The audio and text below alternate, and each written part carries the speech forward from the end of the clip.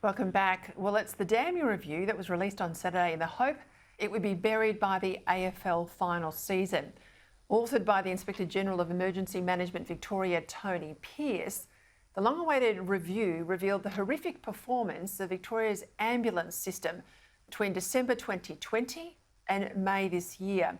The assessment, 40 adverse events during this period, resulting tragically in the deaths of 33 Victorians. Like Alicia, 14 years of age, pictured here with her mum, she died of an asthma attack after waiting over 15 minutes for a 000 call just to be picked up and answered.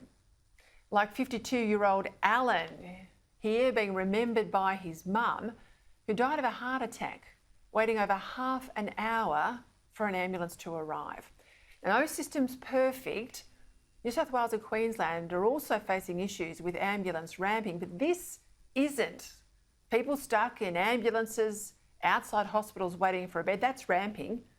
This is a whole lot worse. This is a system on its knees in Victoria where 000 calls go unanswered and ambulances never turn up or they fail to arrive in time.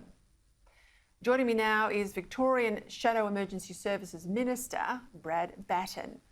Brad, welcome to the show. Firstly, the contents of this report, were you shocked by these findings? Yeah, good evening, Peter. It's hard to say I was shocked because we've been hearing about this so much in the media, but we're disappointed in the way that it's been handled by the government. And for Daniel Andrews, who's always out there, been going out in the media for the COVID response and was celebrating 100 days in the media during his time during COVID, now won't face the cameras to answer to exactly those things you've just said. Families who are at home who deserve the respect that the Premier not be a coward but come forward and speak to them to apologise for what's gone on. I wish I could say I was shocked, but we've all known this has been happening. There's been reports dating back to 2016 on this and no one has reacted on it. So you're a former police officer, you know what it's like to have to do the very difficult jobs that most of us will never have to do, to front an emergency situation, to have to deal with families and tell them that their loved ones passed away. How is it we get into a situation like this? I mean, the recent South Australian election, a first-term government was booted out of office because there were 2 deaths involved there in relation to ambulances not turning up on time or not at all. You've got 33 deaths in Victoria, yet the Premier can't turn up. It's 3 days now and he won't face the cameras. Yeah, Peter, the worst days on the job as a Victorian police officer was knocking on the door on a couple of occasions and telling people they've lost loved ones. And if you can't do the job, then I'm really sorry, it's time to get out. And Daniel Andrews, 33 people have died here, not just because of ambulance. 4 have been linked back to a fire response in Werribee as well, which children died in. How dare Daniel Andrews not only show disrespect by releasing this report when the biggest final in Melbourne from the AFL was on, but then runs away from the cameras and he or his minister won't come out and speak. Instead, he's sending out the Deputy Premier, who lies to the community and says that everything was perfect before COVID when we know it wasn't. Daniel Andrews, the challenge is on you now. You must come out. These families deserve it, and it's a disgrace that you have gone to hiding at a time that they most need it.